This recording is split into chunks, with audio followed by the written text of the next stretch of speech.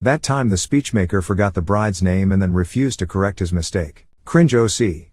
My cousin, Haley, got married to a good-looking but otherwise kinda limp guy a few years ago, after they'd been together for 5 or so years. Haley's a very, very kind, sweet, positive soul, and although it's a cliché to say everyone loves her, everyone does love her. She's my nicest blood relative by several miles. We're a surly lot, overall.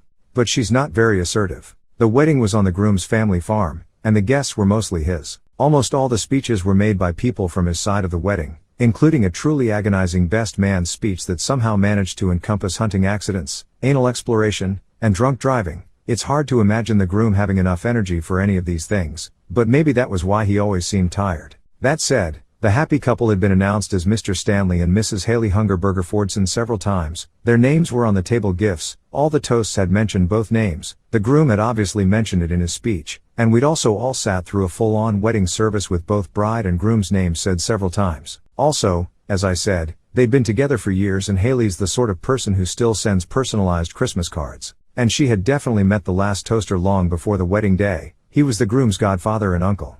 But up stands Uncle Harry. He was not drunk, because it was a fairly dry wedding with champagne and wine, and I'd also been on the lookout for flasks cause God did I need a drink after a day with extended family. Harry lifts his glass, gives a short but heartfelt speech about the fine man Stanley has grown into and how proud his father would have been, and then says, in very carrying tones, to Stanley and Kaylee Hungerberger Fordson. There's a pause. It's Haley, says the groom's mother, sitting beside Harry. Harry thinks about this for a second, looking down at her. No, he says eventually. Her name is not Kaylee, it's Haley, Stanley's mom repeats, a little more firmly. Haley, a bit to the left, is looking like she's felt a slug in her petticoats. The groom, all tuckered out by being alert all day, is mute. No, it can't be, Harry insists. Haley, Mog says again, tapping the personalized label on the wine bottle on the table before them. Harry snorts, or laughs, I can't remember. He straightens up. To Stanley Hungerberger Fordson and his lovely bride, a moment of hope, Kaylee, bridesmaid is giving me the cold shoulder. Foul friends OC.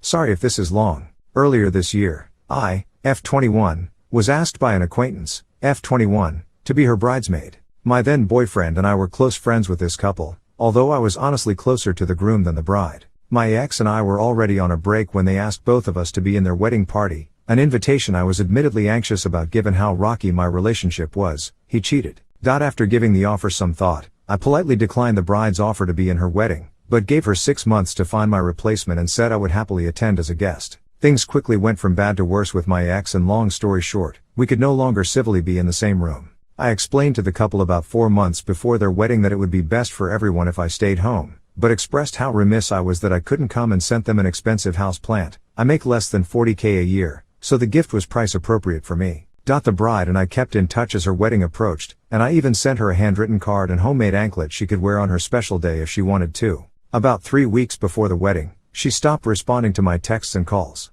Understandable. You're prepping for a very important day, I get it. But the wedding came and went, and every offer of congratulations I give is met with radio silence. It's been made even more awkward by the fact that her husband and I communicate pretty regularly. Finally, I asked her husband why she was ignoring me, and he starts ignoring me too. It just feels awful and immature. I understand wanting everything to be perfect for your big day, but I tried my very best to do everything I could to support her while still protecting my mental health. I just needed to get this off my chest since it's been really weighing heavily on me. Edit, a couple key points I missed in an attempt to be brief. I was only friends with the bride for about 5 months before she asked me to be in her bridal party. I was going to be one of 10 bridesmaids. I messed up her perfect 10, which I know sucks. My ex's +1 was the woman he cheated on me with, hence why we couldn't be civil anymore. A tale of 2 receptions, or a semi-dry wedding. Rude guests OC. The title had to be more than 35 characters. Originally wanted a semi-dry wedding. One from 10 years ago about a wedding was intended to be dry. The bride's family does not drink for religious reasons. The groom's family do drink. Regularly and quite jovially. There was minor drama about the groom's religious conversion which was now resolved. The parents wanted their kids to be happy, even if the path to happiness was not exactly how the parents imagined. The wedding was dry. As expected, since it was organized and paid for by the bride's parents. They had signature mocktails and all the soft drinks. There were paid entertainers and dancers at the wedding. It was a wonderful event. It was also very large. My math was 400 guests based on seats at tables x number of tables. One of the mocktails had that same name as the nickname the bride gave to some drug paraphernalia she used, being vague here, but you can probably guess. Her parents would have blown a gasket if they knew she used drugs or was referencing it. The wedding was at a large hotel with bars near the ballrooms holding the wedding. The groom's family spent a lot of time there, buying drinks for themselves and others. I was invited to a round of shots when I went to socialize with them. The groom's own father was called to come give his speech several times. And now we'll hear from Mr. Groom. Mr. Groom? Is there a Mr. Groom in the house? Will Mr. Groom I please report to the stage? Someone had to go collect him from the bar. Wedding guest. Shaming. The friend guests were early mid-20s. Some brought liquor and were openly drinking at the reception using the provided drinks as mixers. Some speeches throughout the evening included passages from religious texts. It was an interesting flow to go from a huge party with music to a solemn quiet and back again. The more boisterous of the attendees started migrating to the bar. They could be heard when the music stopped even with the ballroom doors closed. There ended up being two celebrations. The reception and the bar party. Bride told bridesmaids to sleep in the hotel lobby couch. Bridezilla/Groomzilla OC. The Bridezilla had already made lots of demands, monetary and otherwise, over the last 4 to 5 months. By the time the wedding was over, Bridesmaid 1 and i.e., Bridesmaid 2 just wanted to get home. The bride was staying in the hotel where the wedding was held and Bridesmaid 1 and I said our goodbyes and were going to leave for home. The bride said no, we must stay with her until the flight in the early am.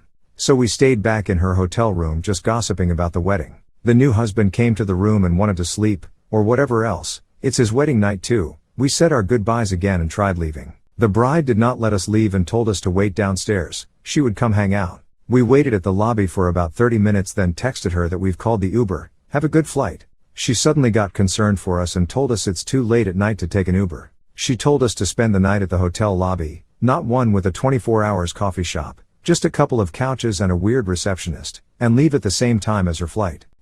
We went home, and we still grumble about it to each other whenever we meet. What do you do with a drunken wedding party? Drunk as hell OC. Hello, dear friends. Allow me to share with you my favorite wedding tale, at which I was a guest and my husband, a groomsman. Though flared as drunk as hell, this somewhat lengthy tale encapsulates many of the available options. Now, let our story begin. The year is the mid-2010s, before our world went to hell in a handbasket. My husband, henceforth referred to as Wesley, was asked by a close friend to be a groomsman at his upcoming nuptials. Wesley naturally agreed as the future groom, whom we'll call Murphy, was himself a groomsman at our own wedding the year prior. A little background about Murphy to help provide some context. Murphy was the quintessential high school jock. A football player, immensely popular and bully of his non-jock peers, like my Wesley. However, Murphy was a rare breed who realized after graduating high school that his previous status was nothing short of inconsequential. He turned a new leaf. Murphy apologized to Wesley for his harsh treatment and the two became fast friends. They had known each other for years thanks to the fact that Murphy's aunt and uncle were akin to a second set of parents to Wesley. Now, my husband and I knew very little about Murphy's bride, Angelica, having only met her once before. Though Murphy proposed after learning she was pregnant with his child, they did not marry until their son was about 2 years old. Apparently, there had been much pressure from his father. Murphy and Angelica were set to be married in the late fall. So Wesley and I made the 4-hour journey to their hometown and stayed with Wesley's father. The night preceding the wedding went better than expected. My introverted, shy self actually enjoyed the company of a couple of the groomsmen's wives. The following morning, I dropped Wesley off at Murphy's home for the pre-wedding male rituals. Translation: consumption of mass quantities of alcohol, as I would find out later. I returned to my father-in-law's home, blissfully ignorant of the progressively drunken festivities. As the ceremony time drew near, I readied myself for several hours of social activity with near strangers. At least I would have Murphy's aunt and uncle to talk to. I had become good friends with them through Wesley and they were kind enough to give me a ride to the venue. When we arrived, we feared we had gone to the wrong lodge, think VFW or Elks Lodge, as there were no decorations or signage out front or in the lobby to indicate a wedding was to take place. It was only when one of the groomsmen poked his head out of a door that we knew we were in the right place. The ceremony space sported little decoration as well. I occupied myself with the space and tried to ignore the enormous elephant in the room. All 6 groomsmen, Murphy as well, were in various stages of inebriation. Wesley and the best man were by far the most sober of the wedding party. Given the high-pitched cackling the guests could all hear, the bridal party fared no better. Apparently, copious amounts of Jello shots were to blame. Wesley slipped me one and I may have surreptitiously taken it. Music began to play, we guests took our seats, The groom and his men took their places at the altar and the processional began. The first few bridesmaids make the short walk with no trouble. The next stumbles but plays it off smoothly as if her heel caught on her dress. Then, the maid of honor, also the bride's younger and definitely underage sister, traipses her way down the aisle, smiling goofily and waving. I'm very surprised she managed to stay upright. Angelica seemed sober enough to be perturbed at her sister's behavior but walked the aisle with no issue. The officiant proudly proclaimed he was the bride's cousin, specially ordained for the occasion. A fact we were reminded of ad nauseum when he wasn't talking about Angelica. The groom was conspicuously absent from his speech. At the end, the officiant turned to grab a beer can that had been hidden behind him and invited the wedding party to do the same. The rest of us sat uncomfortably, watching them each down a can of cheap beer. I noticed Wesley take a small sip and casually put it back. The bride and groom kissed, just a quick peck on the lips, and then exited with the wedding party and officiant. Left with no instruction, the guests looked around awkwardly at each other until someone decided to try the reception space down the hall. Locked.